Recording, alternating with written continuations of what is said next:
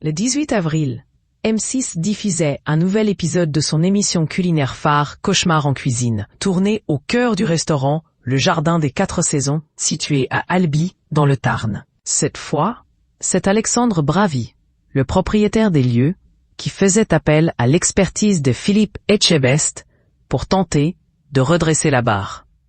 Mais alors que le concept de l'émission promet généralement un second souffle aux établissements en difficulté, le restaurateur s'est montré plutôt amer après cette expérience, comme il l'a confié à Télé Loisirs le 22 avril. Alexandre Bravy garde un souvenir en demi-teinte de son passage dans Cauchemar en cuisine. S'il avait fait appel à Philippe Etchebest et son équipe pour tenter de sauver son établissement situé à Albi, Tarn, le restaurateur s'était confié à Télé Loisirs sur un tournage qu'il jugeait enjolivé par le travail de montage. Le restaurateur tient à apporter quelques précisions sur ce que les téléspectateurs n'ont pas vu à l'écran.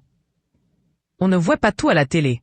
Quand Philippe Etchebest est venu, il a mangé 2 entrées, 2 plats, 2 desserts, et il a aimé.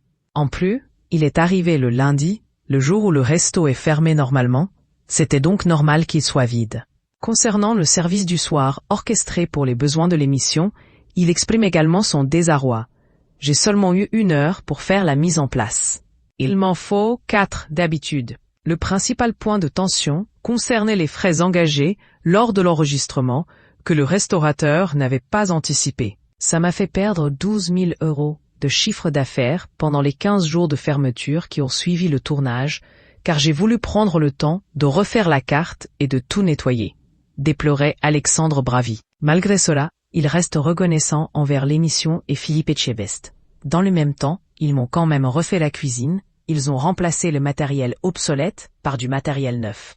Alerté par ces retours critiques, M6 a exprimé sa surprise auprès du Parisien. La chaîne rappelle que les restaurateurs sont prévenus à l'avance des potentielles conséquences financières. Elle précise également que le propriétaire du Jardin des 4 Saisons a lui-même choisi de prolonger cette fermeture, générant ainsi des frais supplémentaires.